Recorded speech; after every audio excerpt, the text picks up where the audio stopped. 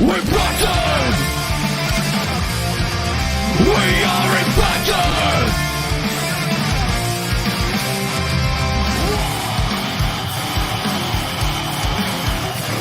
We're Bison!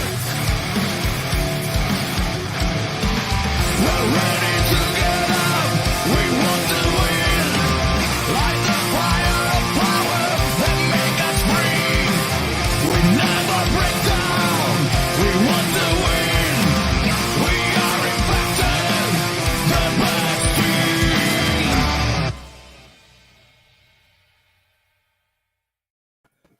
Hello and welcome back to episode 53 of Impacted, coming to you live via the Total Nonstop Impact Network on YouTube and Twitch. I'm your host Bison. Today I'm joined by Mr. Daily Giggle himself, the Joker, and of course the man simply known as Steve. How you doing, fellas? Good, thank you. How are you? Good. Yeah, not too bad, man. Not too bad. So it's great to see you guys. Now, you may have noticed that we've got ourselves another person joining us today, and he's our special guest. He's our special. Just hang on. Let's get it right. It's that way, just that side of the Bison. I'm do a 2-3. We could do a 2-3 there, Blake. It's really cool, man. There you go. Boom. Loving life. So anyway, let's introduce our guest. He is one of the UK's up-and-coming professional wrestlers. He is not only a singles competitor, but he's also a tag team wrestler. And his reputation for ruthless aggression and pure power is becoming legendary within the UK scene. Please welcome the one and only Powerhouse Blake. How we doing? Everyone all right? Yeah, we're good, buddy. We're good. Thanks for joining us today. On this week's show. It's great to have you on, and as a lot of the fans of the show are aware, we've been having quite a few of the sort of kind of UK scene guys on recently. So it's really, really good to have you on the show. As I said, this is Joe and this is Steve. So I'm going to be hosting away and asking you a few questions, but I'm sure the guys will be getting involved as well as we sort of kind of like pop along. Righty, okay then. So now you've been around the current re-emergence of British wrestling scene. So what do you think we can expect from the UK wrestling scene, sort of kind of like over the next few years, and from you, of course? I think just in general, just the hunger from people. I think everyone's obviously missed it. I think there's a little love affair with wrestling where people were probably a bit too scared to say how much passion they had for it and stuff like that. But I think now having everything taken away from everyone knows what that feels like now. And I just think everyone's coming back real hungry, and most people in better shape than what they were as well. So a lot to prove. A lot of people have been working out during but not a lot else to do apart from work out, I guess. Yeah, exactly. Okay, so there's a little insight into obviously the British scene at the moment. Now, for all the wrestling fans who may not know who you are yet, can you give us like an insight into the man, the myth, the future legend, Powerhouse Blake? So I've been around for 8 years now, wrestling. But obviously the first few years were like a few of the lower end of the scales of the indie wrestling, and then I really broke out doing a commentary for Southside. Yep. And then from there just started doing more in-ring things for them, and then across the country, even wrestled in Italy and Germany. Fantastic. And, just trying to get to some more companies and bigger companies and break out even more now. That's the main goal now. Yeah, you just got you get around as many of those promotions as you possibly can to get seen, I guess. Yeah, that's like we're quite lucky in a way. We think a 3-hour journey is quite far, but when you compare it to some people in America, they're begging for a 3-hour journey. So we've got so many companies squashed together and stuff. There's many opportunities around to travel and go to different shows. That's fantastic. Now, I know that you have a tag partner, so I'm interested to know your thoughts on sort of kind of tag team wrestling, and who's your favorite team of all time, and also currently in the world today, who is your favorite teams, and what are your thoughts on tag wrestling? Tag wrestling itself is just underrated and bastardized. Is that the right word? I guess.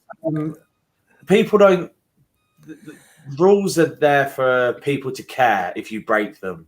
Yes. But people are just breaking rules and don't care anymore because they're just doing whatever they want. So tag team wrestling isn't used to its full potential because people just want to do cool stuff. I won't swear. They just want to do the right thing. So tag team wrestling isn't what it should be at the moment. But then you have like FTR now, or obviously the tag team that's around, that are there for tag rules and that make you care about every single thing they do in the match, and they're not doing flips all the time. Same with the Usos. They're fantastic. Yeah. And probably my favourite team back in the day would probably be New Age Outlaws. Oh, Personality. Yeah, they're great. They're absolutely superb. What about teams like say like Legion of Doom or I always had a bit of an affection for the Rock and Sock connection. What are your thoughts on stuff like that? So like the Legion of Doom and Steiners and stuff was just like before I really started to watch wrestling. In hindsight, I watch it back and now really appreciate it. But like Rock and Sock again, like there was that fan connection you had with them, which is again what I think is slightly lost in wrestling now because people concentrate on just doing the moves. Like the New Age Outlaws, Rock and Sock. Al Snow was a perfect person that people connected to in a different way. He just rocked around with a head. Yeah. Silliest thing in the world, but he had that connection with people, which is the most important thing. If you have that connection, then you can do near enough anything you want.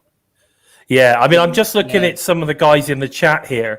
Some of our local, we've got Mir Neeson in there, Terrence Sullivan, Keith Goldman's in there, and a lot of them are sort of like bringing some stuff together. Do you remember Harlem Heat, or was that a little bit before your time? They were amazing. I was not a WCW guy. That was I was definitely WWF when I was younger. So again, like I've gone back and I can watch WCW and Harlem Heat, Booker and Stevie. And again, like, they were a great team that had everything. They were personality and wrestling. Yeah, exactly. Guys who could move. They weren't just your standard, just stand there and like a brick wall sort of wrestlers. They were, Harlem Heat was great. Definitely, sounds good. So you won't remember any like the earthquake and all that kind of stuff. And we had I always Great Typhoon, natural disasters. Yeah. Oh man, they were so good, weren't they? They were so good. There was just so many. I think I think tag team wrestling was really, really strong back in the day, but like you say, it sort of kind of lost its way a little bit. We in Impact over the last few years, we've seen a bit of a resurgence with. I mean, at the moment, the Good Brothers are the actual tag team champions for Impact. We've got, but we've had the North, who Josh Alexander, who's going for the Impact World Title at Bound for Glory this week, but him with Ethan Page, who is now obviously over at AEW. They were an incredible tag team, and they actually kind of reminded me of what a sort of kind of like old school tag team would have always been, and for me they were a really, really great tag team, and I really enjoyed watching them. Now, can you tell us a bit about your tag team, because you're in a tag team with your I keep forgetting his name now. Is it Cruz? Will Cruz. Will Cruz, that's right, Will Cruz. It was totally losing. I was totally gone. I could see him, and I was just, what's his name? Cruz? Yeah, Will Cruz. There you go. So you can tell us. I think you two have been sort of together a little while, haven't you? This last Sunday was our first match together. Well, as a tag team. Yes. But you've sort of kind of had a bit of an allegiance or something, or. Yeah, so like me and Will have known each other for a while. Will's 10 years younger than me, and he's doing great, breaking out and stuff. But we've both got the same goal and the mindset that we both want to be the best heavyweights in the UK. Because cool. There's everyone that can do all the technical stuff. There's everyone that can do a moonsault, including me and Will. But no one can do the big stuff like me and Will. Everyone else is all signed to a contract. But there's me and Will here that are grafting away, doing everything that we can to prove that we're the top heavyweight. So there's that general bond there that we just want to prove that we're the best and do it together. And then with lockdown, we talk quite regularly and stuff like that, and just decided this is something that we wanted to do together and to push forward with it. I think it's really good. I think it's working for you guys. So the first time you two have tagged together was with Wrestle Carnival at Wrestle Carnival Pure. Is that right? Yes. Okay. That's. I mean, that was where that's actually the first time that I came across yourself. Was it the Carnival of Honor show? I was ringside there, and I came across you there, and I was like, man, this dude's got something going on about him. You didn't. I mean, you didn't. You weren't sort of. You didn't actually have your own match as such. You were sort of kind of like backing. You were Will's kind of muscle. I think you were sort of kind of. I was Will's second. I was just there for support.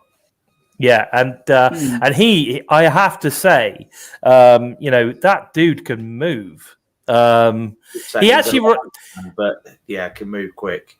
He reminds me a little bit of a Willie Mack or Keith Lee in WWE. If you sort of kind of like put a comparison, very good comparison. Yeah, in the way that he moves, his agility is impressive for a guy of his size. So he does really well. So that's really cool.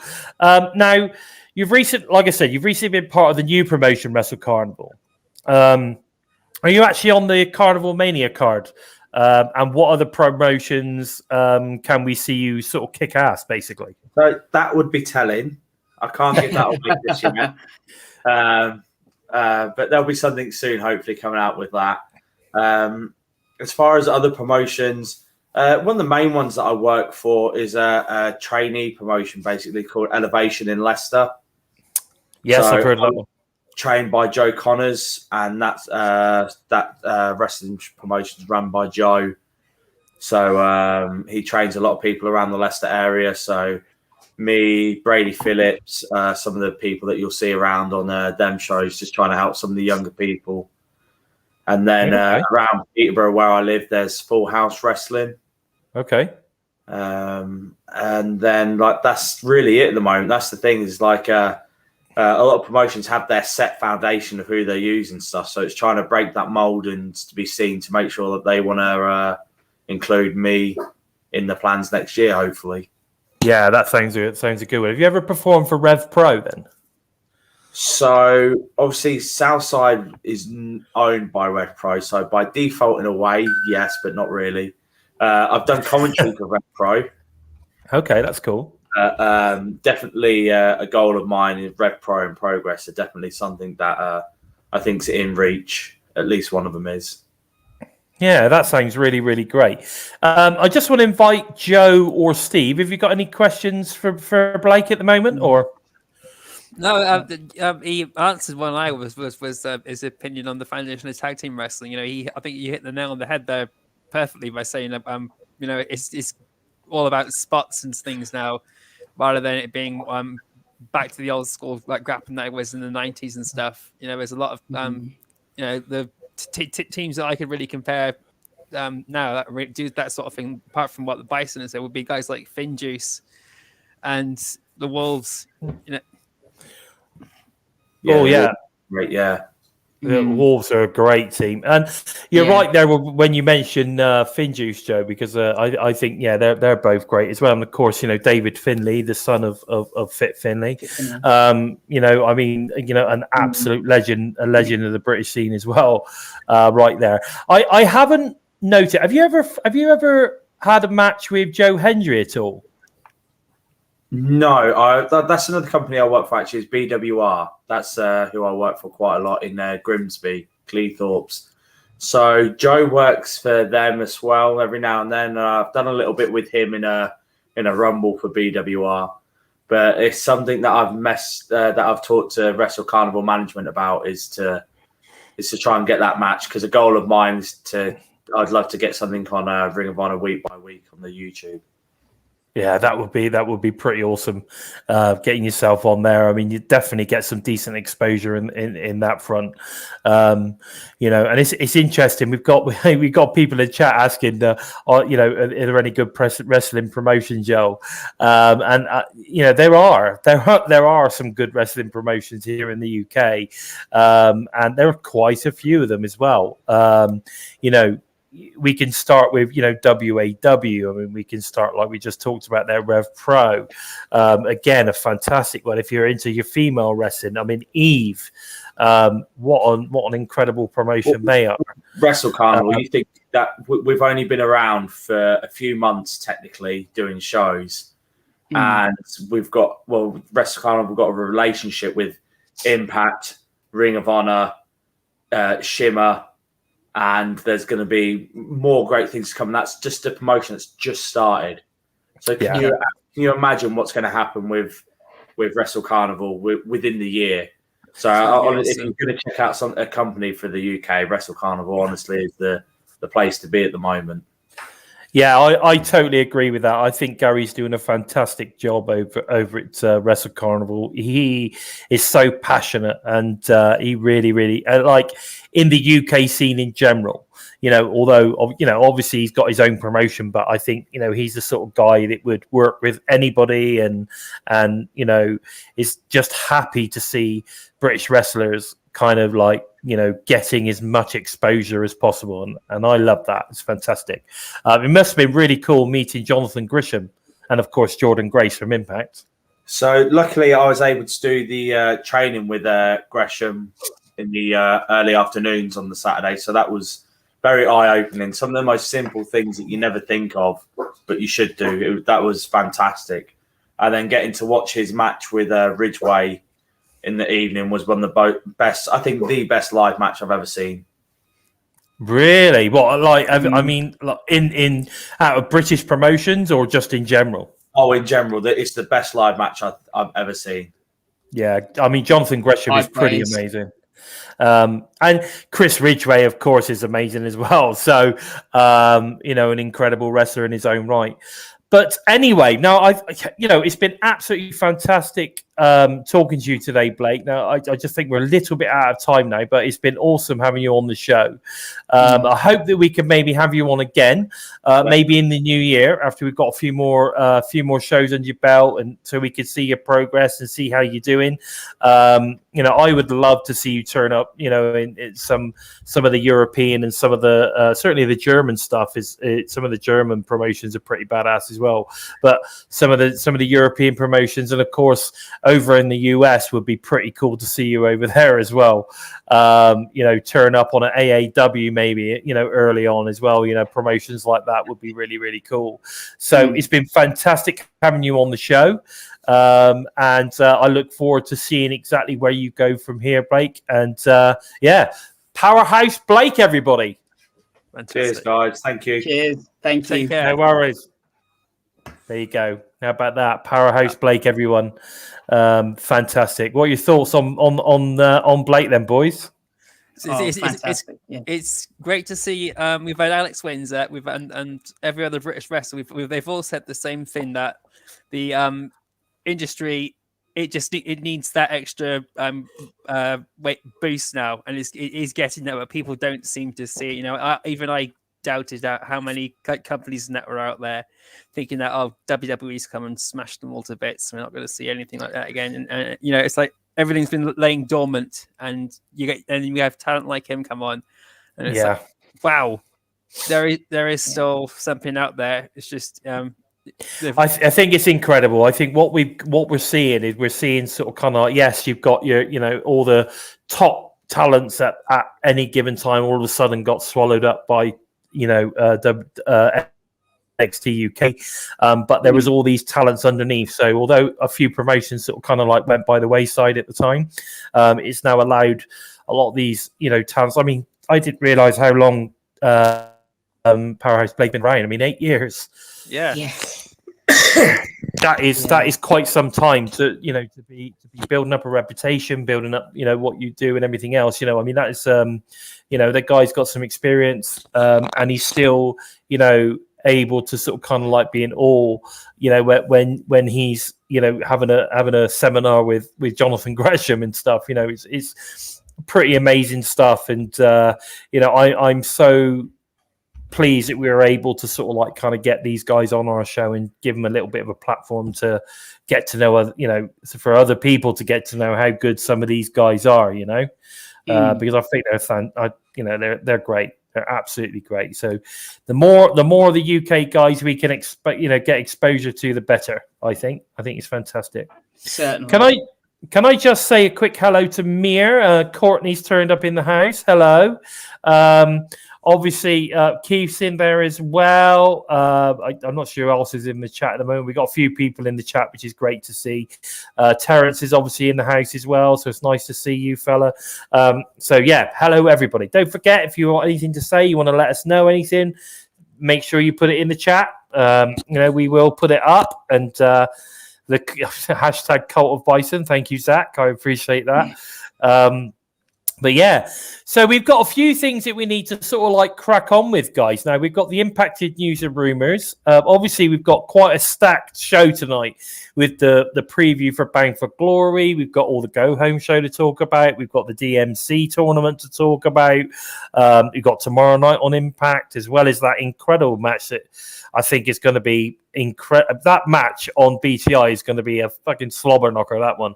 So looking forward to seeing that one and talking about that one in a second. But we have got a few news items it's worth mentioning. Now, it's been banded around that Adam Scherr, former WWE star Braun Strowman, has been seen in a bar or in a hotel bar talking to Impact EVP Scott D'Amore, adding much speculation to the fact that Braun, I should say, Adam, will be either at Bound for Glory or certainly signing with Impact Wrestling. What are your thoughts, guys? I mean, this is definitely starting to gain some momentum now, isn't it? What are your thoughts, Joe? I think it's interesting. It just adds to that speculation. Is it going to happen? Is it going to happen? Is it not going to happen? We know he's been in talks with AEW and they've offered him a contract and he's turned it down. So it could be the same thing with Impact Wrestling. He could end up going to Ring of Honor for all we know. But it's just great to see him actually talking to everybody, and people know where he is.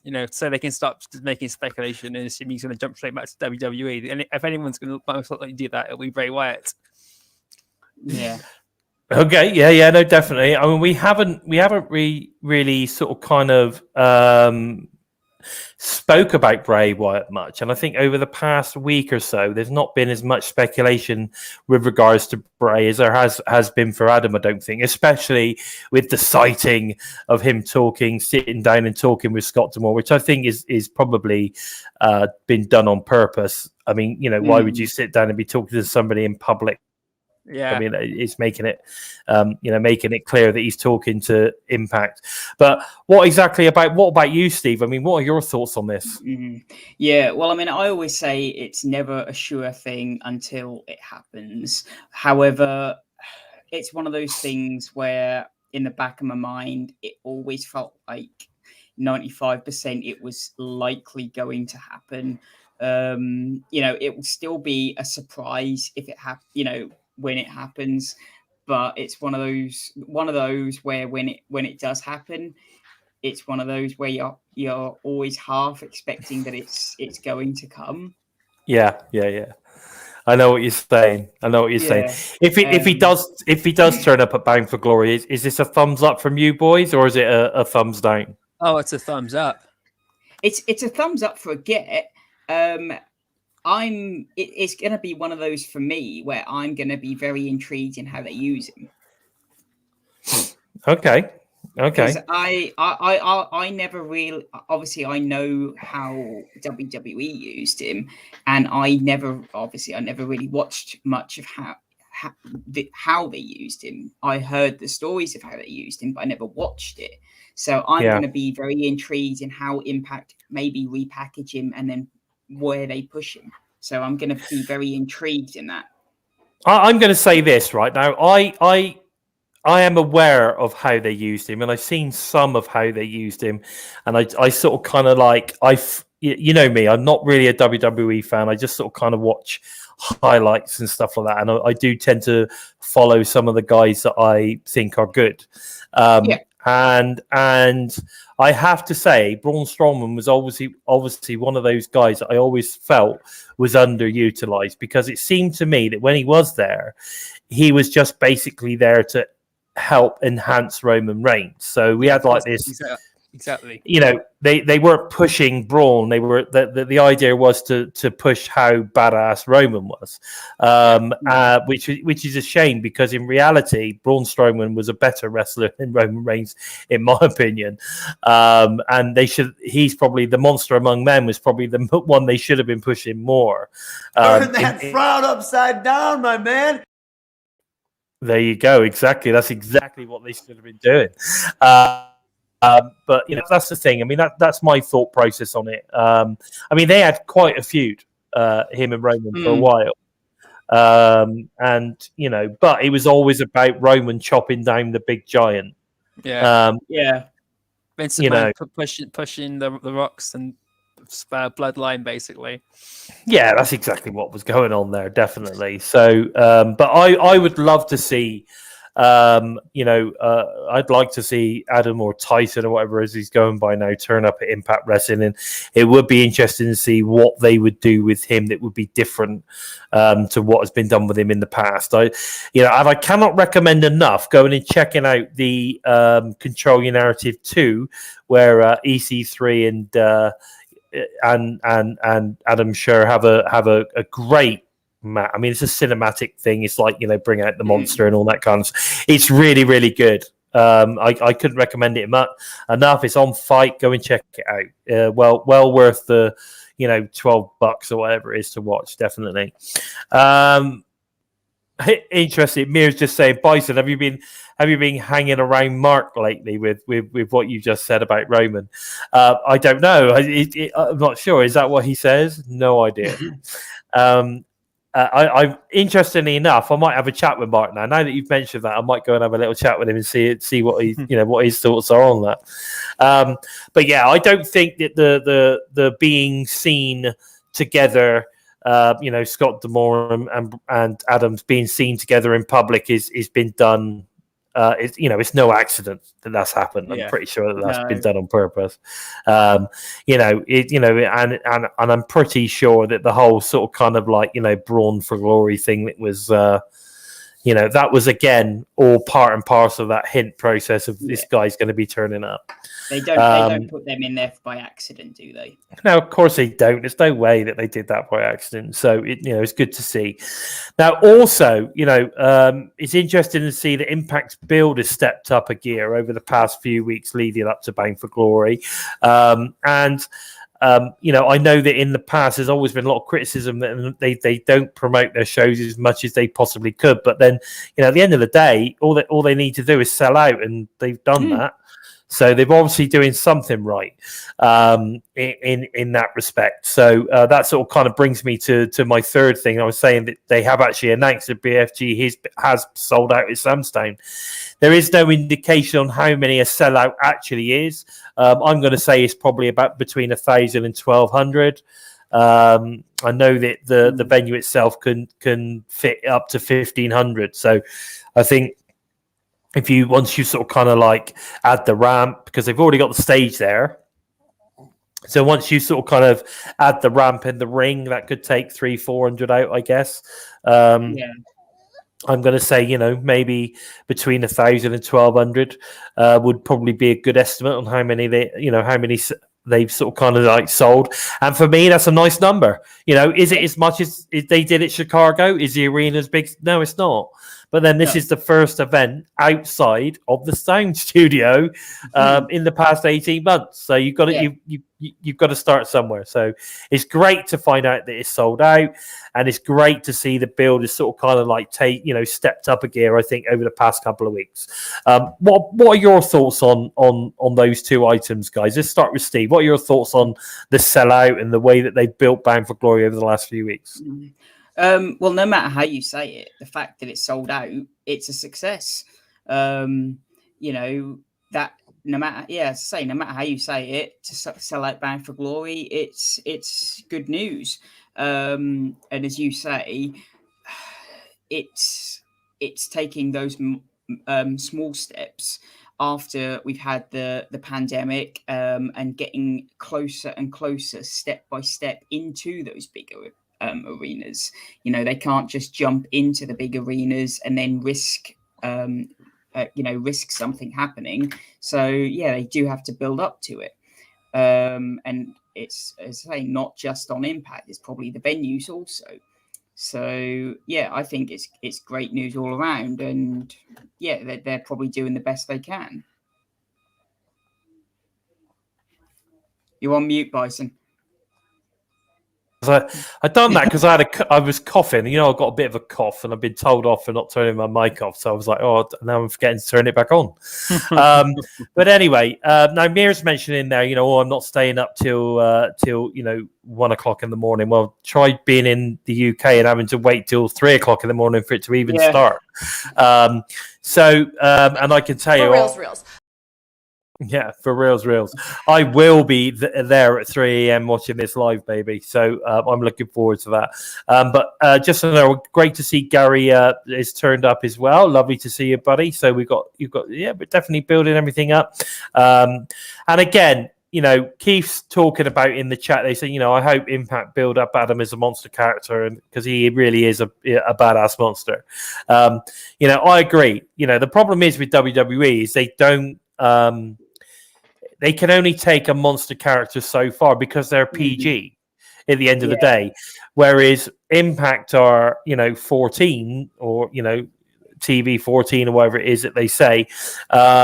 So, you know, they can possibly take that sort of kind of monster to the next level. So if that's what they do, then great. Either way, is you know, I'm just interested to see if he turns up, where it all goes. What about you, Joe? What are your thoughts on you know, the build and the sellout for BFG? The only disappointing thing about the build so far has been the way they've brought in the Knockouts tag team title match and how that's been set up. That's the only negative thing I have to say about the entire build, and that's only being nitpicky for the sake of being nitpicky. Okay. You know, that's if I'm a fan on the outside looking in, that would be the only criticism that I'd have there. The Superstar's doing an awesome job of promoting it, especially even Sami Callihan. He's constantly plugging it 24/7. I'm pretty impressed with how they've built up Jonah Praza and Mickey James as well, given that we all knew this was the match that was definitely going to come, and how they've built it up. It's probably one of the must-watch matches of the night. So it's good to see. So they've done a great job with the build. And as for going up to Las Vegas, there's no better place to go to start off with. It is you get a lot of attention there. They're going back there in November as well, so they've got at least first 4 or 5 weeks there. So they'll be there through to at least mid-December, mid-November, early December. So. See, it's funny you should mention. Obviously, they're doing TV tapings there as well, Joe. It's interesting you should mention that because, you know, I've started to feel that, you know, a lot of their venues, like the bigger venues, etc., or whatever, they're holding back a little bit because yes, potentially they could get 3,500-4,000 to a pay-per-view, but they're not going to get that to TV tapings. Exactly. So to a degree, it's almost like maybe they need to start looking at, you know, if the set of tapings after a pay-per-view is at a different venue, even if that means they've got to take a day to take the stuff from one venue to another venue to get set up to do the TV tapings, you know, because I think it is probably important that they do start looking at a bigger venue for pay-per-views rather than it being the same venue that they do the next set of TV tapings in. I do think that has an impact on where they pick at the moment because, you know, like, they've picked Samstown because they know, yes, they're guaranteed to get a decent crowd. We've been there before. They know that they can get a good crowd there, you know, and it's a decent sized venue to then do a good set of tapings in afterwards. Now, but I think moving forward into 2022, if it's going to be a case of you've got that set of tapings, they're going to have to start looking at the pay-per-view venue being a different venue to the set of tapings if they want to go to a slightly smaller venue for the set of tapings. I think for me, that's something I know that probably, the deals that they get are based on, say, being there for 3 or 4 days as opposed to, just one, So, I'm sure that does make a difference or play into everything. And maybe they just need to start using some of those contacts that they've got and own some big arenas. So it's about time that, they started looking at that, I think. But there you go. That's just my take on that. That's just my take. I'm sure it's all long-term planning, and it's just the pandemic's fucked everything up. Exactly. They were building towards it, especially with the TNA pay-per-view they had planned before the pandemic had hit. They were that was in Tennessee or wherever it was going to be, and then they were going to go into bigger arenas and stuff after that, and it just tits up from there. That was going to be like the big moment where TNA has been brushed aside. This is Impact Wrestling, and and then of course it was 2020, and we all know what happened in 2020. We do. Yes, Keith, they're moving away from Nashville. The next set of tapings and the set of tapings after that will be in Samstown, in Vegas, and of course, Bound for Glory is in Vegas. So yes, they've moved away from Nashville pretty much as of Saturday, I guess. So be aware of that. And I think they'll be moving, once they start heading into 2022, I think you're right, Joe. I think we're going to start seeing some more momentum. We're going to start seeing some bigger venues, and hopefully they'll move on to the next level. By the time we get to the end of 2022, I'm sure we'll be in some 2,500, 3,000 seater venues. I'm pretty sure of that. And then again, the next step would be to take it up to 4,000 or 5,000 seater venues in 2023, maybe. But it's a slow process. Skimming through the chat, there's them Turning Point's going to be live. Yes, Turning Point's going to be live, which is the Impact Plus special. So that's good news. And again, if they're starting to do things like this, it's important. If we look at the Impact Plus shows going live, the only thing it suggests to me is that possibly Turning Point is going to have someone turn up.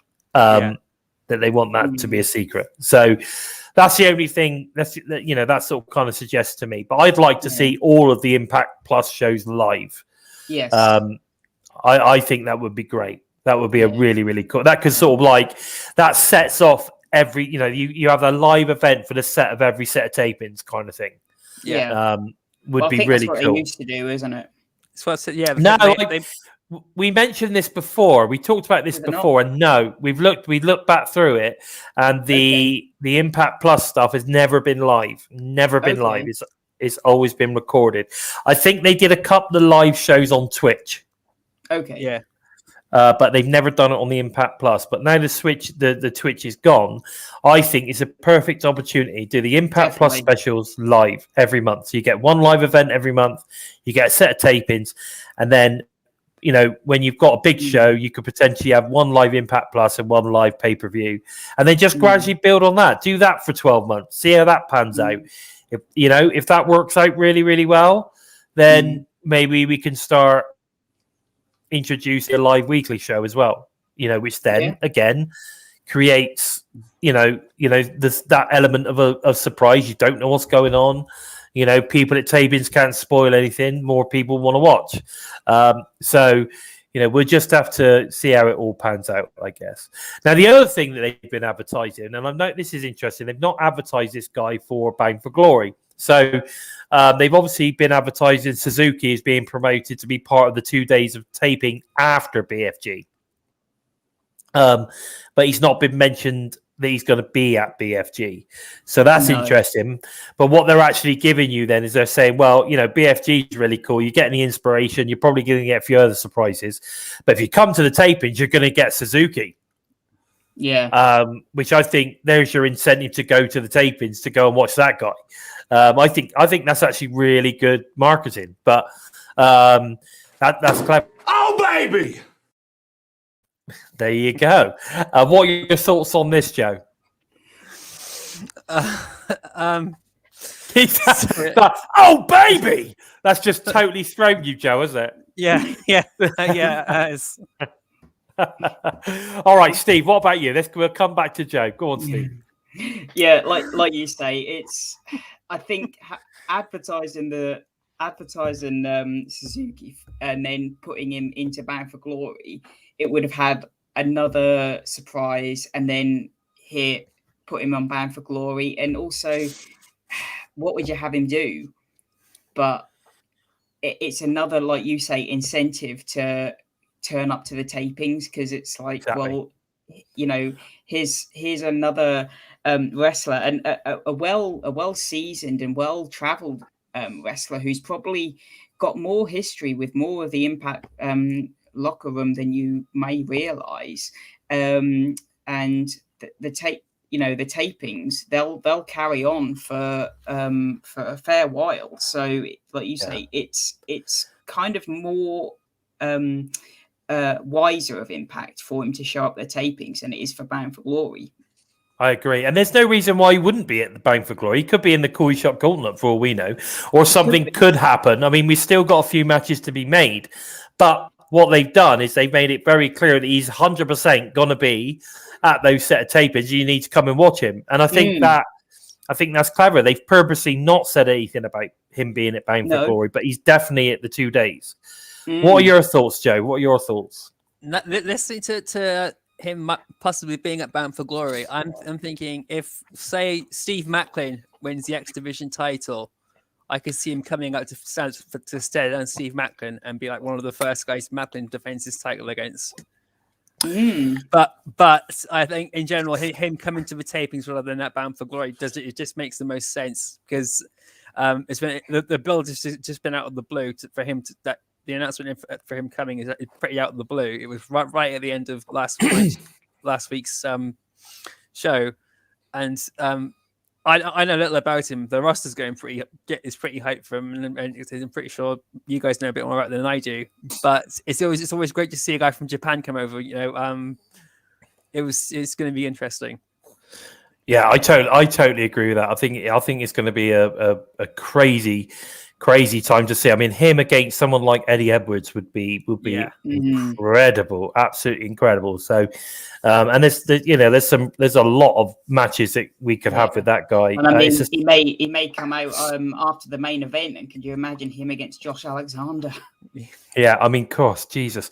I mean, obviously the ideal candidate, but unfortunately he's injured, would be Sami Callihan versus Suzuki. That would be just absolutely insane, wouldn't it? That match. Yeah. Yeah, Moose in there. See if we can take Moose down. Yeah, exactly. Or Moose. I mean, geez, it just, I don't know. Just the thought of some of this stuff is just, absolutely incredible. I just cannot. I just cannot wait to see what this guy is going to bring to the table, because I for a lot of money. I reckon that I think you're not wrong there. I think you probably did come for a lot of money, So I think we're in. Whatever happens, we're in for a treat with this guy. So that's good. Now there is a little bit of bad news that we need to talk about, and that is that Ace Austin and Gia Miller had a fire in their building, and they sort of kind of lost a lot of their clothes and their furniture and all sorts of stuff like that. The good thing is that they're both okay, so that's the good news, but it's just real unfortunate. And it was nice to see the wrestling, or the Impact fan base, the wrestling community band together, to help them out. I'd heard that they had more than enough money to help them out, and then they whatever was left, they were donating to some of the neighbors and helping the neighbors out and all that kind of stuff. Good people. Yeah. Good people. And I'll tell you now, good things happen to good people. So, who knows what's going to happen to Ace Austin and Gia in the next sort of, few months. So what are your thoughts on what what are your thoughts on all of that sort of stuff? You know, what you've seen with regards to all of that. I mean, is there anything to talk about with regards to that, or just, you know, it's it's shocking, isn't it? It's great to see everyone rallied around, and it's great to know everyone's okay. It's just Yeah. fire's a bastard. Oh, totally. And so it's just the thought of everything that he had is gone is not nice to take on board. Exactly. And can I just make a note there? It looks like wife of Bison is turned up in the chat here, but I think it could possibly be Boomer Bison in the chat by the looks of it. So that's interesting. So everyone say hello to Boomer Bison. Come on, guys, say hello. She's there. Hey, Love it. She's loving it. She's enjoying the show today. So fantastic. Thank you for joining us, Boomer Bison, and wife of Bison as well, if you're watching too. So nice to see you too. Okay, so that's a real shame on that one. Now, the other thing, I think it was yesterday, we saw the release of the phase 3, I think it is, of Micro Brawlers. And this one includes Gail, Kim, Deanna Perrazzo, Willie Mack, EY, and Heath. So get over to Impact Shop or whatever it is, shopimpact.com, and get your Micro Brawlers. I think they've literally just sold out of all the trading cards, which is pretty cool. So let's get these sold out as well. Good job, Scott. Good job. Good job. Well done, guys, for selling those bad boys out. Really good. Have you got any of the Micro Brawlers, Steve? No, we're still struggling to get him over here.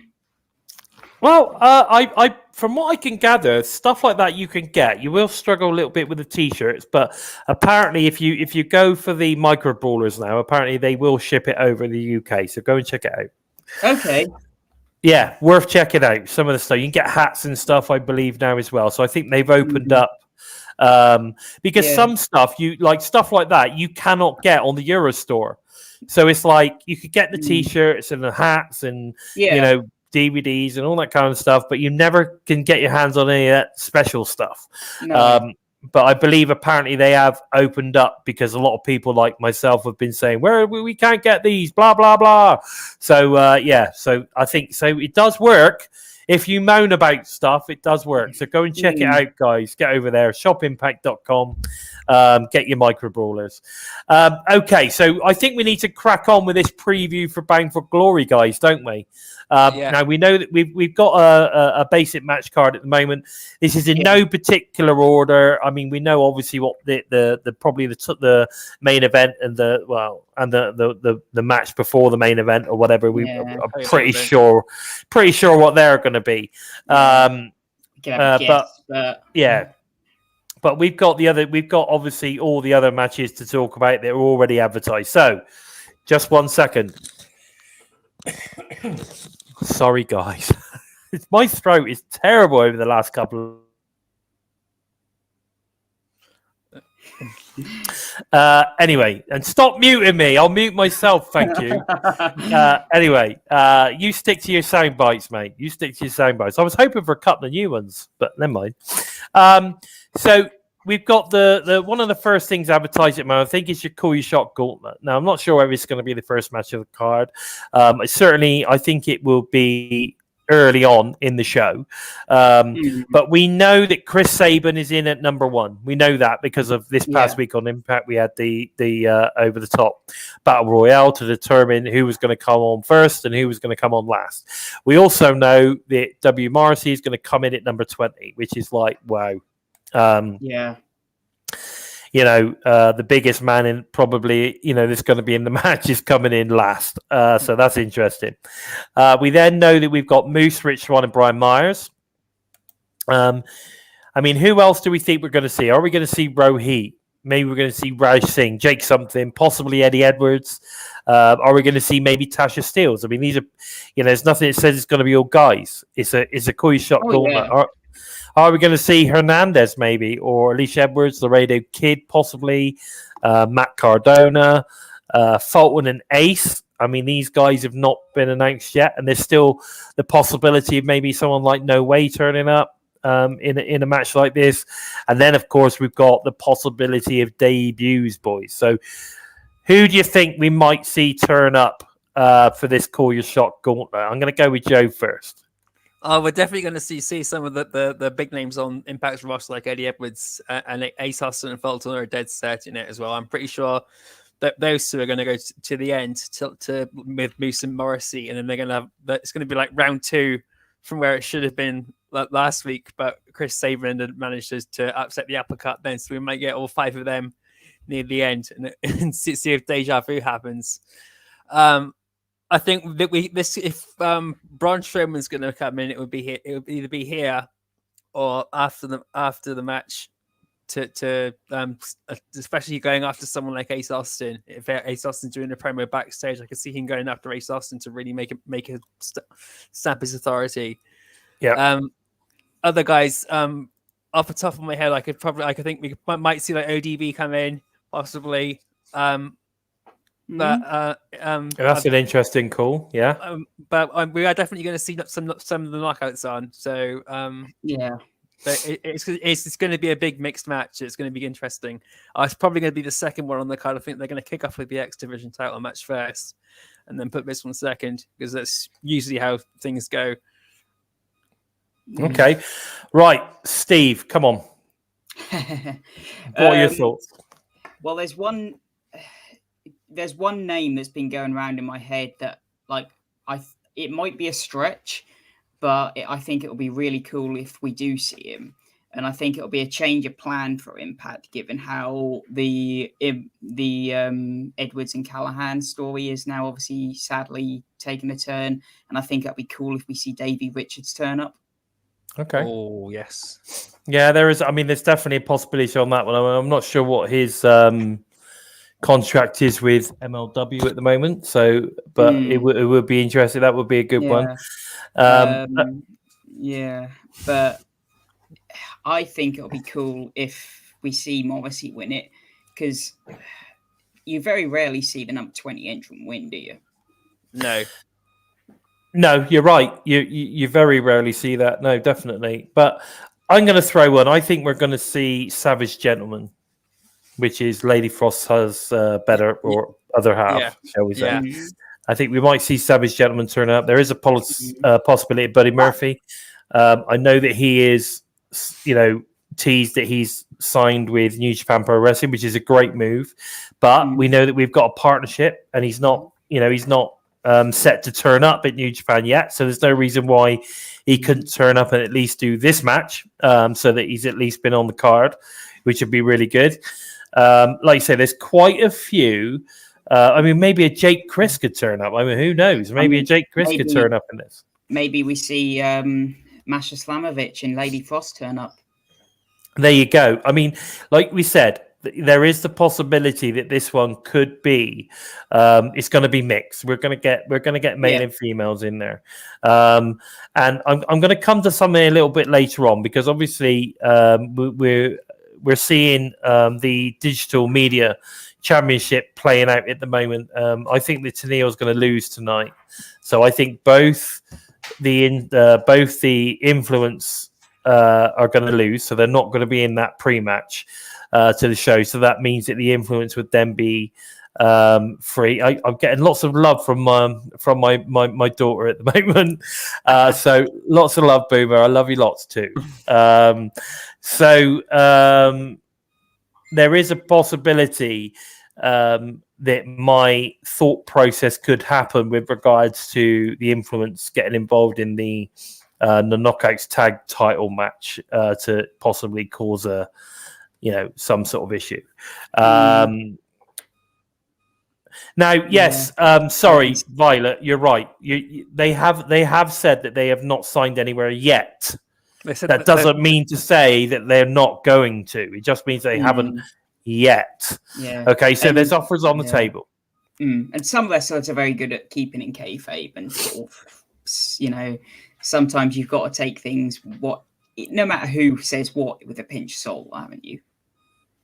Of course, you have to, I mean, they like you say, they could be just keeping it close to their chest. Yeah. And then if they do turn up, it's a big surprise in it because everyone's like, oh no, they're not going to turn up, blah blah blah. So it would be interesting to see what happens there. And I'm pretty certain that on the socials, both of those guys have been quite high on promoting Impact recently. So I don't know. I mean, that suggests to me otherwise. So we're just going to have to see how that one pans out. But I think this is certainly going to be very, very interesting to see who does turn up in this one. And I think we're going to get at least 2. Yes. There's going to be 2. So we just have to wait and see. Now, the next match we've got is just a bog standard tag match, and that's VBD versus Heath and a partner. Now, you know, he's hoping it's going to be Rhino, but who knows? It could be somebody else. And again, this could be a place where we get a debut here, couldn't it? I mean, imagine if Big Damo or someone like that turns up as Heath's partner instead of Rhino. I don't know. So there's certainly possibilities here. I also think that this will be the in-ring return of Eric Young. I agree. So. Because it would have been literally a year, wouldn't it, since we've seen him in the ring? So that would be fantastic to see there. What are your thoughts on this one, Steve? Yeah, I agree. I think we will get Heath and Rhino, but I think we will get a third partner, and it will be the 3 members of VBD versus Heath, Rhino, and someone else. But yeah, who that third partner will be, I have no idea. Okay. What about yourself then, Steve? Joe? What do you think? Steve just said exactly what I was thinking. But the other thing we could see, this could also be Rhino could just leave Heath high and dry. Again, like you said, it could be a great chance to bring somebody else in. And although I think everyone wants the feel good moment now where Heath and Rhino come back together. You know, it's been a year, and it would just be one of an awesome feel good moment to have them come back together and then kick the shit out of Violent by Design. Whether it's Eric Young is the guy back in the ring, I'd like to see Eric Young back in the ring, and Eric Young and Joe Doring versus Rhino and Heath, rather than Dina and Joe Doring. But I think it's going to be Dina and Joe Doring. I would like to see Eric Young come back in the ring some way, even if it's just to come in the ring and power drive Heath and then walk out. It would just be great to see Eric Young just get involved somehow, without using a weapon. Yeah, that's true. It would. No, I think you're right. I think you're both right. I think we're all right. I certainly think this is where we're going to see an in-ring return for Eric Young, definitely. Thank you for hitting the bell, giving the bell a tickle. Boomer, thank you for that. So I don't want to ignore you, darling, but I've got a bit of a chat going on. So you just enjoy the show, and I'll see you in a bit. So there's lots of there's lots of possibilities with this one and where it's going to go. One thing for sure, it's going to be violent. That's for sure. It's going to be violent by design, of course. Oh, yeah. So I look forward to that one. We've then got the X Division 3-way title match. Now, this is Trey Miguel versus Steve Macklin versus El Fantasma. Now, this is going to be an absolute slobber knocker. I think this is going to be great. This is going to be probably one of the best matches on the card. I'm hoping it's going to be Trey Miguel's, victory, his feel-good moment, finally gets a belt. I think he's going to end up as the X Division champion here. We're finally going to get that payoff. Coming back to Impact, showing his loyalty to the brand, etc. I think here we go. Trey Miguel, X Division champion. What do you think on this one, Joe? Yeah, I'm really hoping it is Trey Miguel, and my gut instinct is it is going to be Trey Miguel. But the way the momentum that Steve Macklin's got at the moment, he's the favorite on paper to be champion. Trey Miguel is like the favorite for the fans, and then El Fantasma is obviously the wild card. And yes, this match is going to be I still think it's going to kick the night off, and it's going to be one hell of a way to kick the whole night off, and it's going to be a pretty damn hard match to beat when it does conclude. But it's going to be great to see, especially Trey Miguel and Steve Macklin go toe to toe. But so seeing as they're a mainstay on the roster, so if they can really build a rivalry up between each other from this, it's going to be really great for both of them. Yeah, I think you're right on this one. I think this is probably going to be the opening match of the card. What about you, Steve? What do you think on this one? Yeah, like Joe said, they really have been like pushing Macklin really hard. So you would think like it's his time. However, Trey's been here for so long and had so many opportunities through no fault of his own. He's got to their matches and then they've never ever kind of pulled the trigger. And you feel like he's now getting very close to that same position as Moose. And if they don't pull the trigger again, it's real sink or swim. So it has to be Trey, you feel. Yeah, I agree. I think I will absolutely pop. As much as I like El Fantasma and I'm a huge fan of Steve Macklin, I love his character and the way that they built him. Was terrifying. It's great. It was, yeah. But I just feel it's Trey's done the groundwork. He's been there long enough. He deserves a run. But what stands before us is a miracle waiting to happen. I could not agree more. Pope. I couldn't. Definitely. So you preach, brother. You preach. So that's what we're expecting to see from that one. We then got the next match advertised. We've got the Knockouts Tag Title match, which is obviously Decay versus the incoming Inspiration.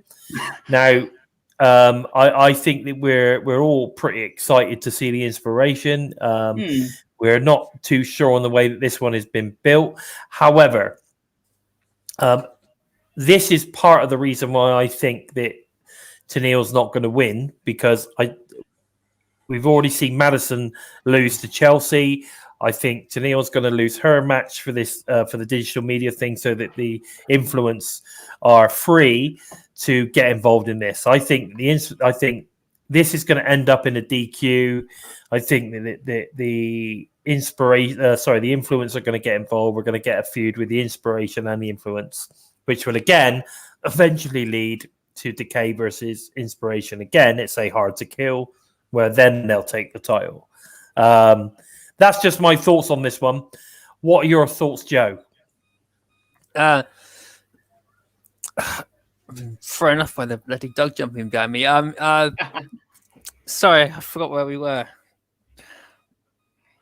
Knockouts tag match. Yeah, I think I'm hoping that Decay retain the titles, because it just to bring the Inspiration in like they are and win the belts off the bat isn't going to go down well with anybody. I have not seen the DM digital media title matches yet. So finding out that Madison Rain lost to Tenille Dashwood, Madison Rain lost to whoever else she lost to, Chelsea Green. It's definitely setting up the Inspiration versus the Influence. Even if but it's also making it seem a bit more obvious that the Influence are going to beat Decay if it's going to go down that route, which is too soon. I'd rather see the like Bison said, the Influence take on the Inspiration after losing to Decay, and then build up that way, so they can at least get a bit more scope, a bit more hype, and a bit more of a reputation in Impact Wrestling, rather than being a team coming fresh off the bat with all this hype behind them, but no one's really seen them perform apart from in WWE or in Australia. Yeah, that's why I don't think they're going to lose. I don't think the Inspiration are going to lose. I think that it's going to be a DQ. So Decay then retain. So Decay don't necessarily win. It's a DQ. They retain the title, but it's going to be because the Influence get involved and cause the DQ. And then we're going to get the Influence versus the Inspiration feud. Definitely. Which potentially leads to Hard to Kill, where the Inspiration then possibly take on Decay and then maybe win it. I don't know. What do you think, Steve? Yeah, I could see that happening. I will give Impact this. That backstage segment where they had Gia read out the note from the Influence really made it clear that the Influence were coming in as heels. So you instantly know that which side of the fence they're falling on. So you've got the Decay as faces and the Influence as heels, which will make it even more intriguing if they do go up against the Influence. So yeah, but I do. That's why I find this match tricky, because they're in a bit of a lose-lose. But yeah, if I had to pick a winner, it would be the Inspiration, because I don't see bringing them in just to loot, job them out. But yeah, like you two say, I think a DQ win is probably the only way they can come out of this looking like it's a win. You're on mute, Bison. God damn it. I've got to get used to this mute button thing. So sorry, everybody. I've got a little bit of a tickly cough, so I'm trying to not cough over everybody. Whose uncle is this? If the 80s don't come back and get their uncle for real. Thank you, brother. Thank you. No, so yeah, so you can probably hear in my voice, I'm a little bit croaky. But anyway, so yeah, so I think personally, I cannot see any other way of getting around this, because if the Inspiration win, it's going to be one of those sort of kind of hot shot winning the title. They come in, they get the title shot, they win the title. They're, nobody's going to be happy with that. They're not, are they? Let's just face it. Decay are too over with the Impact faithful for that to happen. Yeah. Right? But, to get a shot is a cool thing. They can't lose. Decay can't lose. They've got to keep the titles a little bit longer. And then the Inspiration can't lose either. So if it turns to a DQ, they've not technically lost as such. The match has just sort of kind of been stopped effectively. Yeah. So to me, it's the only way to keep both teams, like Inspiration still looking strong because they didn't lose, and then Decay keeping the titles a little bit longer so that the Inspiration aren't look like they're hot shotted to the title, which looks bad. That doesn't look good. That's not a good look for any promotion. So it's just interesting how it's gonna sort of kind of pan out, really. We then have advertised the Knockouts title match with Deonna Purrazzo versus Mickie James. Now, for me, this has probably been the best match of the card in terms of the way that it's been built. Definitely. It's one of those, like, the way that they've built this has just been fantastic. It's like literally pretty much ever since Mickie James has sort of kind of turned up, that this has been building to this moment. And that's been great. And the way that they've done it has been good. Like I said, we love the Barnyard brawl that happened a couple of weeks ago. There's been loads of other stuff going on, turning up on other promotions, NWA. I think it was it NWA 72 or something, where she turned up like. Yeah, was it okay? After Empowered, she came into Mickie James's match and attacked her after during she was Kylie Ray. Yes, exactly. So I think it's a great. This has just been built so well, and the way that Mickie has been, basically bad mouthing Deonna, and Deanna's been putting out some really funny tweets. I love the Venus de Milo with Mickie James's head on it tweet. I think that was just hilarious. Fantastic. And did we not say that had to be the clapback moment of the week on BTI? And yes, it was. So perfect. It was almost that tweet was written to be the clapback moment of the week. Absolutely fantastic. What are your thoughts on this? So I'm going to go with Steve first. I know what Joe thinks on this one, so I'm going to go with Steve first. In my opinion, if the main event obviously has got so much build and so much sort of purpose around it, but this has just as much, this could very well easily be the main event as well. This has been built so well, and both women have put so much into this that if you swapped this with the world title match, I don't think anyone would complain. Okay, I'm down with that. That sounds. I can't argue with that, to be honest with you. I wouldn't complain. Yeah, it's been built so well that, like I say, you could very easily place this in the main event. Agree. I feel Deonna will win it, but I think if Mickey wins it, then you could understand why she's won it. But the fact that Deonna is only maybe 20 days away from breaking Taya's record, it will be a real punch in the teeth if she does lose it. Exactly, but it could be that that they want to try and possibly keep Taya's record safe for a little while. Keep that safe. She did a lot for the brand, so who knows? And we all know that we'd love to see Taya back. Yeah. So, what about you, Joe? What are your thoughts? When this match came about on Summerversary, a lot of people were sort of like, "Oh, this is obviously going to happen." And but the way they've booked it since NWA, stop banging my desk, since NWA Empowered, it's just been amazing. This has probably been one. I've said it earlier. This is probably going to be the match of the night, and it's definitely going to be one of the ones that I'm certainly looking forward to the most. And it's also one of the matches I didn't expect to be looking forward to the most, given how dominant Deonna Purraz's title reign has been. They're not been bad matches, and they're not been boring matches. It's just she's going to win, so you're wondering who's she going to play through next. But the way they've built Mickie James into the storyline, and how she's reacted, it's Gail Kim and Tessa Blanchard, but actually a step up.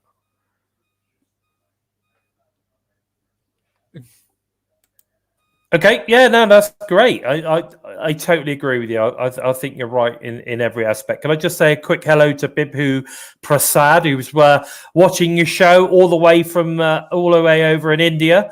That's absolutely super cool.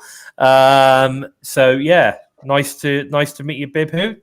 I think is that how you would say it, Bibhu, maybe? I don't know, but absolutely lovely. Thank you for joining us, checking out the show. And in answer to your question, I would like to see more live shows from Impact Wrestling. Yes, I would. I'd like to see more stuff. We did talk about that a little bit earlier with regards to possibly the Impact Plus specials. As we know, Turning Point's going to be live. It would be good to see them do that every month. But we'll just have to wait and see how that one pans out. Now, the main event is obviously been built up quite nicely as well. So the Impact World title match with Christian Cage versus Josh Alexander. For me, this is where they pull the trigger on Josh Alexander, and we get our next fully fledged Impact rostered new world champion. Big fan. Always been a fan of Josh Alexander. So I will be rooting for him 100% all the way. I'm a Josh Alexander man. So what are your thoughts on this one, Joe? I'm really hoping that Josh Alexander does get the win, and Impact Wrestling has its title back. It's been a long time coming. No one deserves it more, and where it goes from here is anyone's guess. It could, I'm hoping that Ace Austin is still in the title picture after this match. But we did have Christopher Daniels come in earlier in the month, so I think we're going to have Christopher Daniels get involved, possibly even get involved in the match itself, and or it's going to set up Christian versus Christopher Daniels, and then Josh Alexander win it somewhere down the line from there. But I want Josh to win it, just so Impact has its title back and the things can start moving forward a bit more, because it's as good as Josh is, I still think Deonna Purraz's match might outdo it, and the X Division title match might outdo this one, which is a bold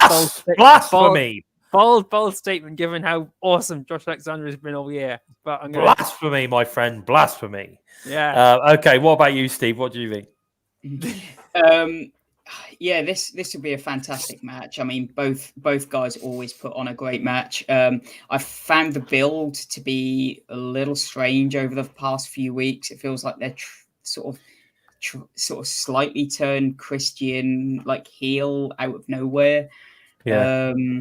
But I'm not a huge fan of this Daniels kind of angle. It kind of feels like, they're kind of bringing him in to win the world title which, you know, if he wins it, it's back on another AEW talent. But if he doesn't win it, then it's like he's failed again. So it's a lose-lose again. Yeah, I'm not sure we're going to see that, buddy. I'm not sure we're going to see that, but you never know. You never know. He may get another shot, but I think possibly it'll be against Josh, and Josh will beat him. But again, it's like it's saying to him, "Okay, you had your shot, and you still can't win it." So it doesn't do anything for him, sadly.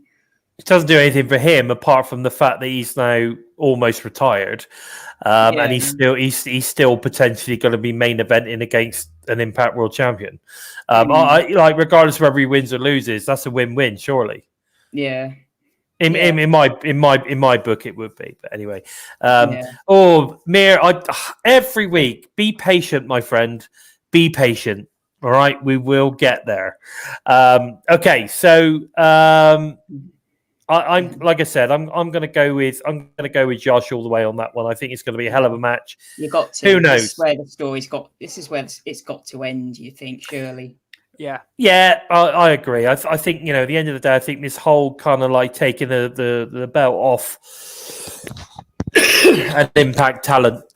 This is what it was always building to, regardless of who was going to be that champion. It was always going to build to somebody winning it here at Bang for Glory. Yeah.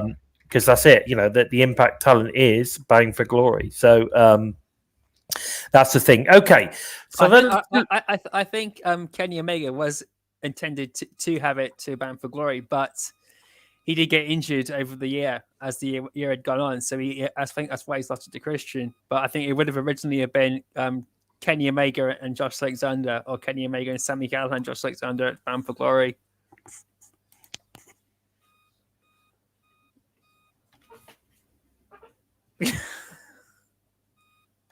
You're on mute, Bison. Oh, for God's sake, what is going on? And the stupid thing is, just give me 2 seconds because I'm about to cough. As soon as I come off mute, all of a sudden I got a tickle and I need to cough. But there you go. Anyway, I'm back in the mood.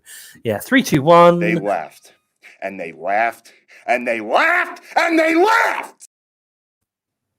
They did. They did, William. You're right, they did. Okay, so let's talk about potential extra matches now. Obviously, at the moment, we haven't got an Impact Tag Title match. When we know that tomorrow night on Impact, we've got the number 1 contenders match. We'll talk about that in a second. So we've got the Good Brothers. I think that will be versus the Bullet Club. I think that's going to be Chris Bay and Hikuleo taking that spot. Juice Board, they've had their chance. Yeah. I the other one into a 3-way.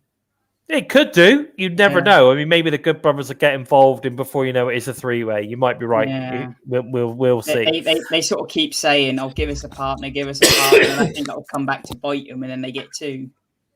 Yeah, definitely. That you could be right. You could be right. Scott does a Scott. Yeah, exactly. Scott does a Scott. So I think that there is another potential extra match which has no connotations at all, and that is Mercedes Martinez versus Rachel Ellering. I think we're going to see that as a rematch. I really do. Can I just say thank you ever so much to Zach Bonifer for what's he called in his book, the Bison Bible. That's interesting. Okay. But so thank you for that. In my ass. So thank you so much for that. That's a nice little present for the show. I appreciate it. Thank you. But I do think that we're going to get that rematch because that match was such a slobber knocker and knockouts knockdown that it deserves a rematch on a pay-per-view. Don't know. What are your thoughts on any potential extra matches, guys, or even on that one that I've just mentioned? Rachel Ellering and Mercedes Martinez is definitely one that I could see happening, given how their performance at Knockouts Knockdown went down. It was so awesome, one of the best matches of the night. I can definitely see that one coming about. Assuming Alicia Edwards doesn't win her match, and go into the pre-show, I would like to see her and Kimberly have a match at Bound for Glory, but I don't think that's going to happen. I think we might see Tennille Dashwood lose to Alicia Edwards, or beat Alicia Edwards tonight and she just wanted to appear at Bound for Glory. But I would like to see her show up at Bound for Glory one way or another. Okay, Steve, and what about yourself? Yeah. What are your thoughts? What do you Yeah. think? Well, I definitely. I mean, obviously, we'll get that tag match. I think in some, some form. Last year, I think we got like 7, 8 matches. Because I mean, the Bound for Glory match kind of counts as 2, doesn't it? Because it goes on for so long. So, yeah, as much as I'd like to see the Rachel Ellering Mercedes match, I kind of half doubt we'll get it because I don't know if they'll have time for it. Okay. Well, like you say, we just don't know. You're right. Actually, I mean, the call your shot gauntlet does tend to get a good 20 minutes. 25 minutes, doesn't it? So you could be right. It does tend to sort of kind of like go on a little bit longer, which could take up that potential for that extra match. We're definitely going to get the tag title match, we know that, but it's just going to be who it's going to be. Okay, lads, so that's pretty much what we know. We're going to what we know, and a little bit of speculation there as well. Any final thoughts?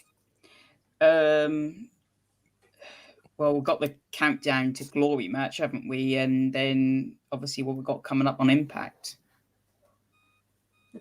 Nothing really to Bound for Glory, really, but apart from it's going to be awesome. To put it blunt. Well, you're certainly right there. It's definitely going to be awesome. There's no doubt about that. It's one of those where, like I've sort of said, where the Slammiversary preview gave you all these names or all these images and like, that person could come up, that person could show. Whereas Bound for Glory has left it all up to your imagination. Yes, I agree. Yeah. There's a lot there. There's a lot going to happen. Without doubt, there's a lot that's going to happen at this show. We're going to get surprises. There's a lot going on. There's a lot going on for this show, and I'm super excited for it. I think everyone should be excited for it. If you've not yet purchased, the pay-per-view, get on and do it now. You can get it on Fight. You can then get it on YouTube, or you can get it on your local pay-per-view providers in the US. There's so many options now to purchase Bound for Glory. So make sure you get it in. I think it's going to be it's certainly going to be the Impact pay-per-view of the year. And I'm hoping that people will say, you know what, that is one outstanding pay-per-view, and it's going to be up there in some of their favorites as well. Yeah, I say it's definitely it's definitely got the card to be pay-per-view of the year. I mean, you've got 1, 2, 3, 4, 5, 6, 7 matches, 6 matches on the card, and then the pre-show to already. So yeah, they're slowly built it up. Yeah, I think it's going to be a cracker of a match, and I'm really excited. Cracking and pay-per-view. Yeah. I'm really excited to see where it goes. Okay, so moving on a little bit, let's talk about the Digital Media Championship Tournament, the DMC tournament matches. Obviously, they've been airing on Tuesdays and Wednesdays via Impact Plus, YouTube, Ultimate Insiders, Facebook, wherever you get to watch your social media, digital media stuff. Now, the DMC title match is going to be on Countdown to Glory on the pre-show for obviously Bound for Glory. We already know at this moment that we've got Chelsea Green versus Jordan Grace versus John Schuyler versus Falaba versus Crazy Steve. We just got to find out who's going to be next. So tonight, I believe it's Alicia Edwards versus Tennille Dashwood. Now, for me, the fact that Chelsea beat Madison sort of kind of almost suggests, they want her on. They want the influence on Bound for Glory. So to have Tennille possibly involved in the pre-show would take her away from possibly being on the main card. But then it might not. I mean, she could still be on both. But it would be interesting to see where that pans out. Definitely. But I'd be very surprised if we don't see the influence on Bound for Glory in some way, shape, or form. They've got to be on there in some way. But who is your take? I mean, assuming that it's either Alicia, I mean, it's going to be Alicia or Tennille. Who is your pick on who's going to be the very first DMT title holder? And I'll say this match is on Countdown to Glory. It's a pre-show. Yeah, which I believe is free. My pick to win it, I believe, is Jordynne Grace. If you want to run home that it's for both intergender, then I feel Jordynne is the perfect person. And if you look at the digital media, she is someone who does fantastic with digital media. My outside, I think two outsiders to win it would be Crazy Steve and John Skyler. Yeah, I couldn't agree more on that. I mean, I've got John Skyler in there as a possibility. And again, if it was going to be a female, then I'm thinking maybe Chelsea Green, but Tennille would probably be good for that as well. What about you, Joe? What do you think on this one? Who do you think's gonna be the very first DMC title? I'm 50-50 between Crazy Steve and Jordynne Grace. Okay. Yes, but I think Jordynne Grace is probably going to win it. But if I was to pick, I couldn't pick between the two, to be honest. But Jordynne Grace is the one wanting to win it because as soon as the title was announced, she was the first person to promote it and say, "This is one for everybody." This is what I will say is, if Crazy Steve wins this, that could save the Decay losing the Knockouts tag titles. Okay, because Decay would then still have a title. They would still have something. That's interesting. That's interesting. I'm not. I'm not sure. I'm not sure, but that is definitely interesting. Or assume Tennille Dashwood goes through and Crazy Steve pins Tennille Dashwood. Okay. Bites her face off. That's definitely an interesting one. I'm not sure on that one either, but yeah, there is a possibility of that. That's an interesting one actually. It's funny how we can sort of we can speculate, we could talk about all the different things, all the different possibilities. I know. I'll tell you what, they're going to totally surprise us. It's going to be Falaba. Yeah, because none of us have mentioned that. None of us have mentioned Falaba, and again, he's another guy that's been around for a while and could do. Taking the title would be great for him. Yeah, or Alicia wins and she wins it again. Just who knows? I think that is the beauty of this, because you've got the people that are in that match all potentially could win. You just don't know, do you? You've just got no idea whatsoever. Nobody can really predict it, and I think that's a really cool thing about this match. Totally. Definitely. Okay. All right. Let us know your thoughts in the chat. I'm very interested to hear what everybody thinks on this one. I think it's going to be cool. And whoever wins it the first time is that's a very cool moment for them. I think a very cool moment. So good luck to all of the competitors in the Countdown to Glory match for the DMC Championship. Make sure that you tune in. I think you'll get to see it for free on YouTube, I believe. So make sure you check out that. Now we've also obviously got tomorrow night on Impact on Access TV. We've got the BTI match, which is an absolute barn burner. W. Morrissey versus Jake something. Now, if you wanted to see two big men slapping each other about, I think this is going to be your match. What are your thoughts on this one, Joe? I just realised that there's that you Boom was in the chat, so I think I just mouthed it. Oh, okay. Yep. Fair dues. Thank you for that. I didn't actually see what you said there, dude. I didn't actually see what you said. Mir, how can I give spoilers? Nobody's even bloody seen it, for crying out loud. I can't give spoilers out. Oh, Jesus Christ. And Anyway, go on. Sorry, Joe. Keep go, or Steve. Who wants to go? As Joe sort of mouthed what he thinks of this. What about you, Steve? What do you think? Yeah, well, it is going to be like the brick wall hitting the immovable object, isn't it? You know, it is going to be one to see. I'm not sure. Did they announce how this match came about? Because if they did, I've kind of missed it. You know, if there is anything that brought these two together, but in a way, I don't care. Yeah, no, exactly. This is just two big dudes going at it, right? It's going to be it's going to be heavy hitting, no holding back. It does kind of make me feel that something may come out of this that makes me feel that this may lead to something good for Jake in the gauntlet, because obviously Morrissey is coming out at 20. Yeah, you could be right. Yeah, you could be right. I think. I mean, I've got on the gauntlet. I think Jake something's going to be in the gauntlet. I mean, he's got to be. Oh, yeah. Well, he's not anywhere else on the card, is he? No, exactly. Interesting enough, Boomer Bison thinks that Crazy Steve is going to win the DMC Championship. So who knows? She could be right. She could be right. She could be just as good at predicting as the Bison. Who knows? Wish I'd thought of that. She could be as good as the Bison prediction machine. You never know.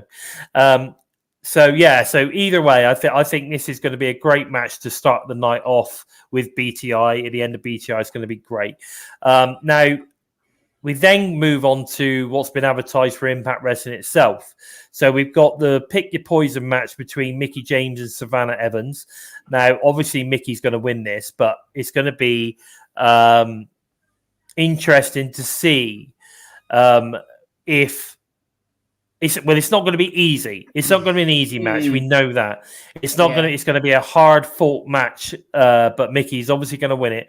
But I think we're going to get to see some good stuff again from Savannah Evans. I honestly believe this is going to be probably one of the best matches. And this is a night where you've got like Trey Miguel versus Alex Zane and all sorts going on. So I think it's going to be a really good match. I'm looking forward to it. So, what about you, Joe? What do you think on this one?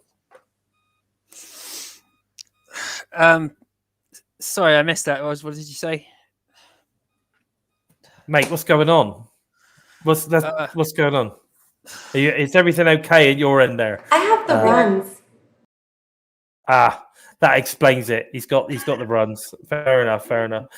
We're talking about the Pick Your Poison match, mate. Mickie James versus Savannah Evans. What are your thoughts on that one? This is going to be awesome. I think Deonna Purrazzo couldn't have picked a better person to take on Mickie James. And I think Mickey's obviously going to come up on top, but this might be where we see Mercedes Martinez versus Tasha Steelz being set up for Bound for Glory, because Tasha Steelz is clearly going to be at ringside, and it's not going to win. If it's not going to win cleanly, then somebody's going to set up this match. I'm pretty sure.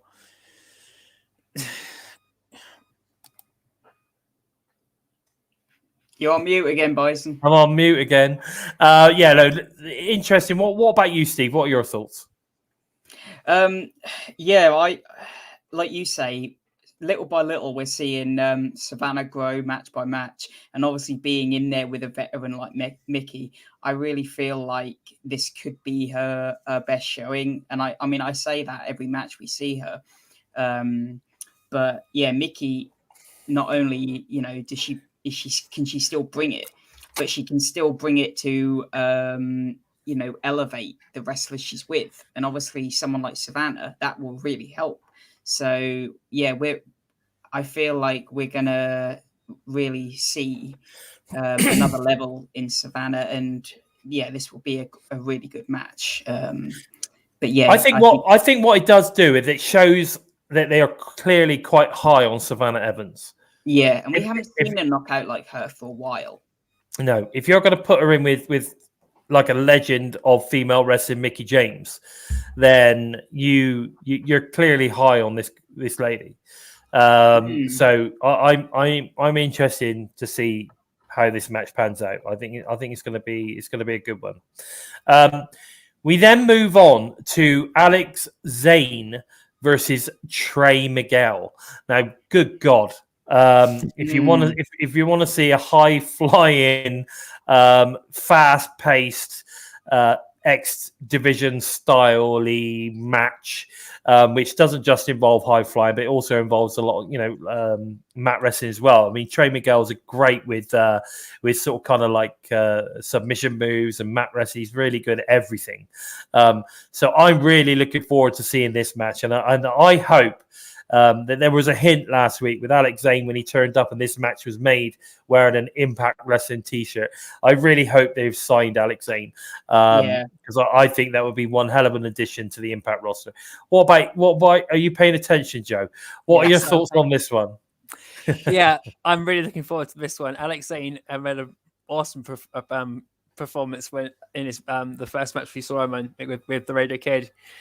And I love the way they built this up. Trey Miguel, he states he beat everybody, and then so it's great to see this.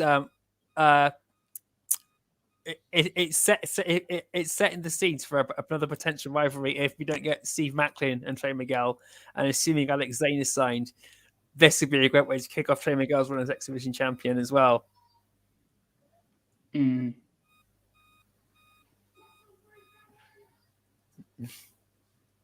Yeah, I say I sort of feel the same. Yeah. Okay. You've got yeah. When we first saw him, I really felt he had everything. He had the in-ring ability. He had decent promo skills. He had a good look to him. I mean, I even put out after his first showing, given his look, his style, his personality, I'd love to see him and Ace Austin make a tag team. That would be awesome. I agree. Great. I agree. I just think that he's actually quite big as well, Alex. I don't think he's really tall. He's quite tall. He's quite beefy. So it'd be interesting. And the way the guy moves is incredible because he is a bigger fella. And he's so fast, so agile, really, really good. And I think if he turns up on that roster page, I'm going to pop big time for that. So really excited. We then move on to the tag title #1 contenders match, which is Finjuice versus Bay and Hikuleo, the Bullet Club. Now, interesting you should say on this one that you think that the Good Brothers are maybe going to get involved, create some sort of like DQ, and then Scott D'Amore is going to go somewhere along the lines, right, that's it. It's going to be a 3-way for the tag title. And we're going to get Finjuice, the Bullet Club, Finjuice versus the Bullet Club versus the Good Brothers at Bound for Glory. I think that's a really good shout, Steve. Right? I think that's a really good shout. I never thought of that at all, but I think I'm going to claim that one. No, I'm not. No, that's a really good shout. I think that could potentially. I think that could happen. I think that's a very, very good possibility that one could happen. What about you, Joe? What do you think? Do you think that could happen? Yeah, it's something I can definitely see happening. But they've got to be in the building for this match at least. They can't be away again. But I can see them if it comes down to I can see it happening. Yeah. I love it. So you're getting really excited at the moment, aren't you, brother? You're getting excited, Joe. I can see in your eyes. My brain's fried. Yeah. That your brain is. Exactly. Who booked this shit? So anyway, like I said, I think this is going to be interesting how this one pans out, and I think you could be right. I think you're onto something with this one, Steve. And if we got a 3-way. I think that would be great. Absolutely great. What are your thoughts on the chat on this one? Are we going to get to see a 3-way for the tag titles? Good Brothers, Finjuice versus the Bullet Club. There is a possibility that this could happen. I think definitely. Yeah. And maybe we get a Jay White return to help the Bullet Club win those titles. Maybe. Yeah. Again, see, there's certain things that, that when you start introducing this kind of stuff, there's certain things that all of a sudden you start to think about, I don't know. Either way, I think it's going to be a cracking match. I'm extremely excited to watch tomorrow. I think it's going to be good. I'm going to be up at the crack of dawn, making sure I get to see it as it happens. So I'm looking forward to it. Any final thoughts on what's going on with regards to Impact tomorrow night, lads? Just watch it. Just make sure you watch this one, because it's the go home show for Bound for Glory, and it looks like they're putting all their cards forth. I agree. What about you, Joe? Any final thoughts on this? If there's anything left, it's really intriguing to see what's going to happen with Trey Miguel. Is this going to set like the stage for what's going to happen in his match, and I'm looking forward to seeing what happens with the Good Brothers, and we finally find out who they're facing. You know, they've been calling out the Bullet Club for ages, and so I'm pretending to. If it's going to be a one team versus one team, it will be the Good Brothers versus the Bullet Club. But I would love to see. I'd love to see Scott D'Amore, at least Scott D'Amore, get pissed off with the Good Brothers and throw something else in there. Just to see Scott D'Amore get pissed off. It's always great to see him pissed off. I tell you, so my final thought here is that I don't think there's enough female matches on the card at the moment, which is why I'm saying I think we're going to get Mercedes versus Rachel Ellering again, because that is a pay-per-view match. But I don't know. I guess we're just going to have to wait and see. I just don't think there's enough knockout action. But there you go. Anyway. I guess they've sacrificed it for mixed matches, haven't they? Possibly. And of course, we've only just had Knockouts Knockdown. But for me, it's almost like it was a big success. You should be proper pushing the Knockouts now, you know? Big time. But there you go. We just have to wait and see if anything else comes to light tomorrow night on Impact Wrestling. So you can't miss it, guys. You got to make sure you've got to check it out. Or even Friday. Who knows what will happen on Friday? We're just gonna have to wait and see. Now, please don't forget to head over to the TNI Patreon for exclusive extra content when you sign up, and also make sure you watch tomorrow night's TNI flagship Impact Live review directly after the show is aired on Twitch and YouTube. Also, all the TNI shows are available for all you listen on the go fans as audio only via SoundCloud, Spotify, iTunes, iHeartRadio, or wherever you listen to your favorite shows. Where can we find you on the socials, Steve? You can find me over on Simply Steve 311 on Twitter, where I put everything Impact Wrestling related, or you can find me at WrestleBuddy under the Impact Wrestling banner, where I put an Impact Wrestling article normally every Thursday. However, this week it will be coming out on Friday because it's Bound for Glory related. Okay, no worries. And what about you, Joe? Where can we find you, bud? You can follow me on Twitter at Joe-ker_Empty_space. You can jump into Facebook, step into the void, and look for hashtag Daily Giggle and keep an open perspective, and you might keep your sanity. Or you can find me on WrestleBuddy 2, where I have got some Impact related stuff on there. Still okay. Fantastic. And of course, talking about WrestleBuddy, I believe that you guys managed to get in an interview with the Knockouts champion Deanna Purrazzo yesterday. I saw pop up. Yes, head over to the WrestleBuddy YouTube channel to check that one out. There you go. She was fantastic. Well, make sure you go and check that out, guys, over on WrestleBuddy YouTube channel. You know, the TNI-UK boys, Steve and Joe, managed to have a fantastic conversation with Deanna. Well worth checking that one out. Now, please take the time to help us out moving up the rankings on YouTube by giving us a thumbs up. And if you're new to us and you like what you see, then don't forget to click subscribe.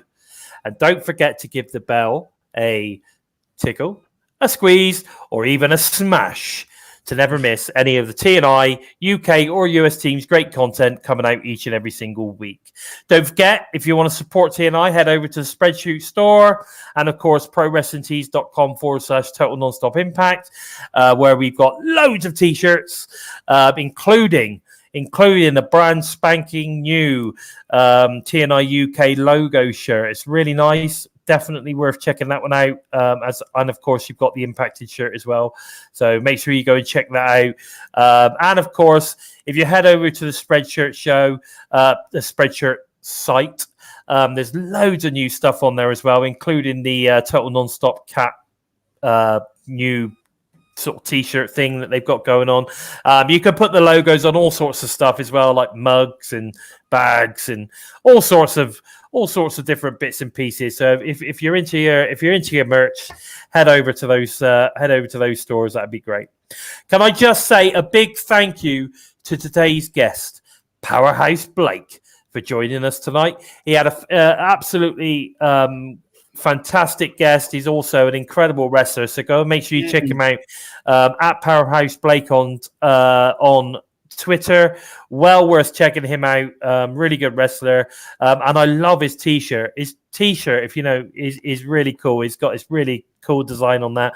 And maybe checking out that myself. And you never know, I might actually wear it on the show in the future. Who knows? But with all of that said, I've been Bison. They have been the Joker and Simply Steve. And this has been episode 53 of Impacted. Take care, everyone. Take care. We're Bison! We